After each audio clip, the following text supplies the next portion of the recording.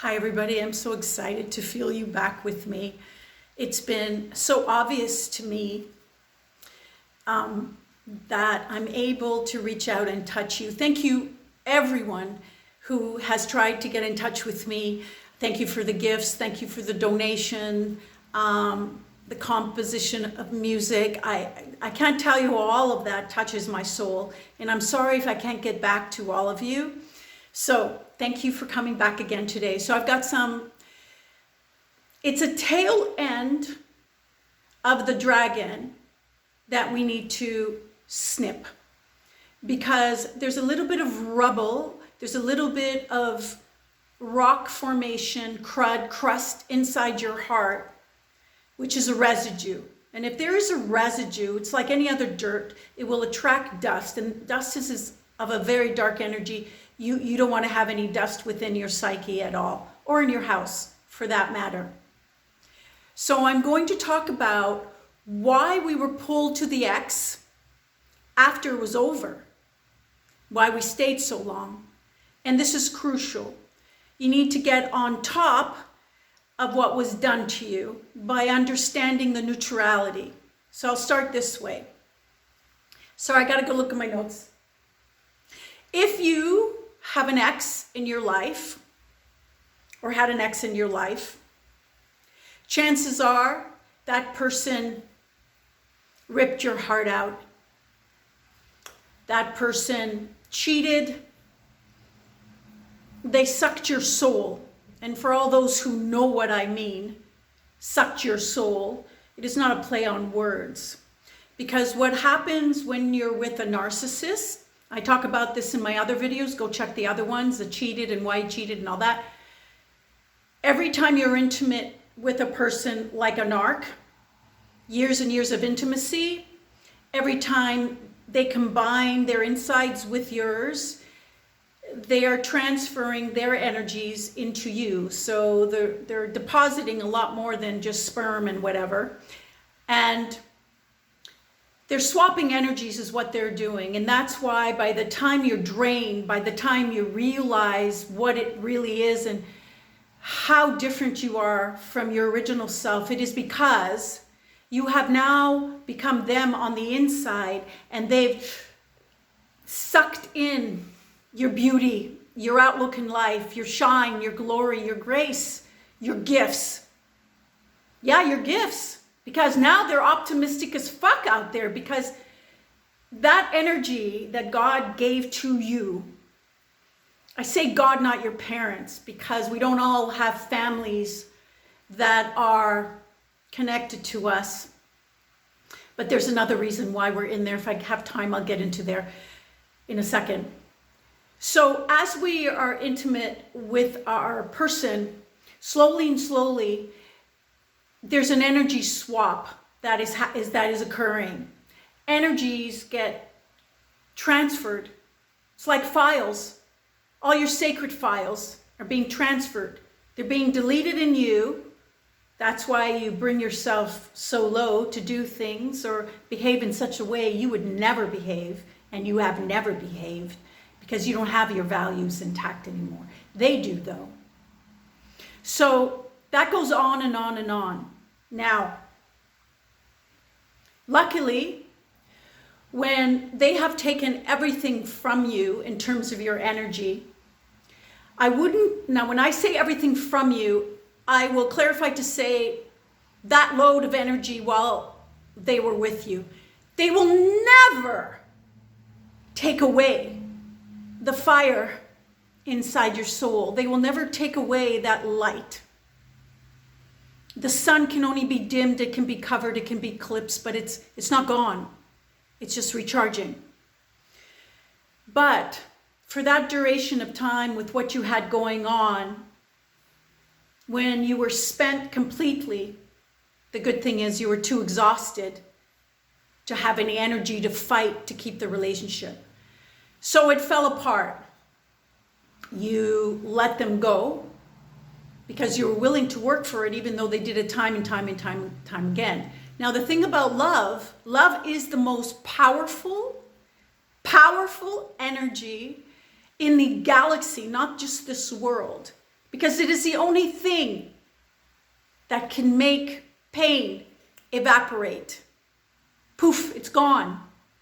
When you have an injection of love, whether it's from something you do or a person that touches you so deeply, you'll notice pain at that second is gone. Now, if you continue to do that or be with that person, it'll continually be gone.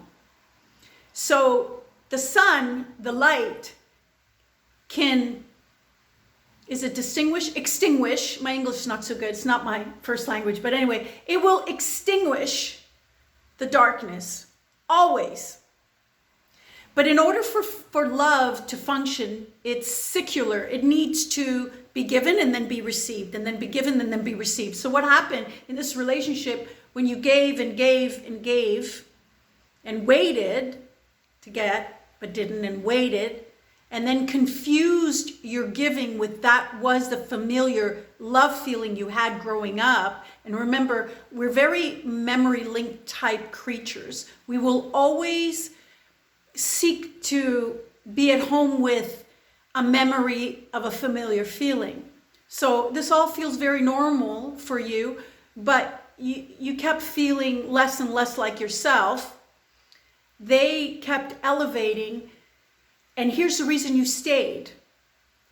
Because when your energy is being transferred, it's not that you stayed to be with someone who mistreats you, is that their energy now is very attractive to you because it's you.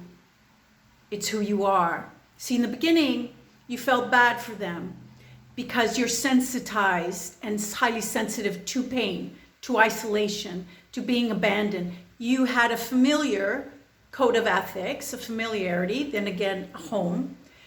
But now it's more, you're staying with them because you're trying to retrieve yourself back.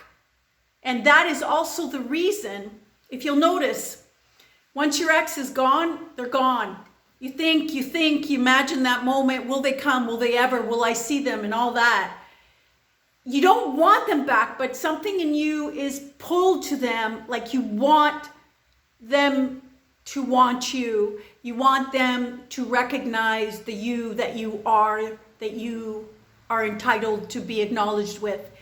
But do you notice that as soon as they want you, end of story, do you notice that feeling disappears?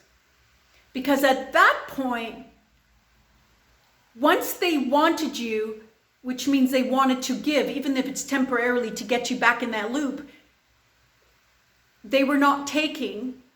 They had enough inside of them from you that they started to give you back to yourself. The second that you felt that give is the second you returned home to yourself and you had no need. And now it makes sense why you wanted them, but you just wanted them to want you. You never wanted them back. Now, here's the tale of the predator and the prey and how the beauty of this story ends. Given that the predator, most likely you, and if I have some, sorry, I'm thinking of my predator. Given the prey, most likely you, and if by any chance there are predators over there, both of us have suffered. You, the predator, learned to take. You learned to have a need to lie to take, for fear you may starve. Understandable.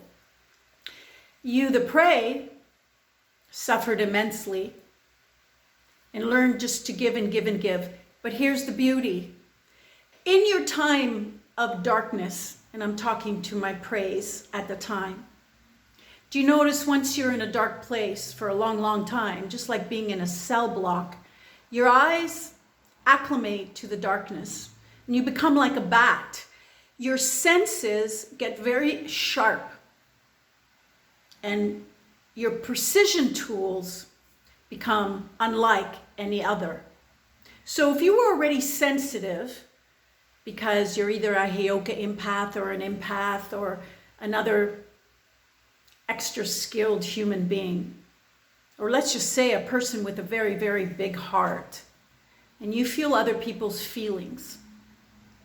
Once you're in this dark place, and you'll notice that only in darkness will the diamonds illuminate, because it's a perfect backdrop to see the gems and their value. This is where my family, I'm speaking to you as my family, because I know you are.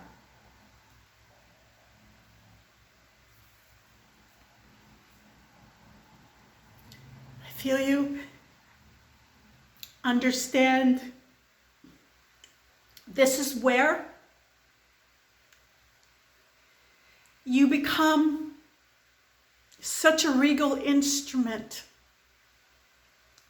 to be able to sense and feel things ahead of time. These are your gifts now, provided that you understand that you have zero boundaries. Now, the pro and the con of the zero boundaries. I say you have zero boundaries because you can sit inside another person's body and feel everything they're going through. You can sit in their home of feelings. You don't have a house around your feelings. This is why you have the privilege to enter another soul's feelings and experience them as a way to understand them.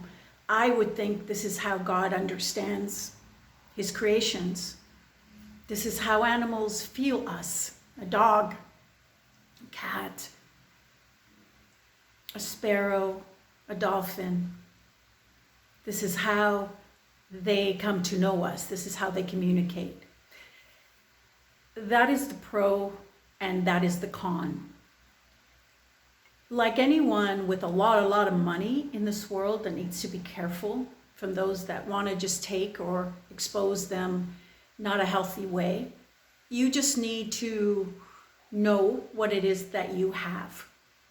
You need to understand that like coal pressed into a diamond, the more pressure, the more you shine.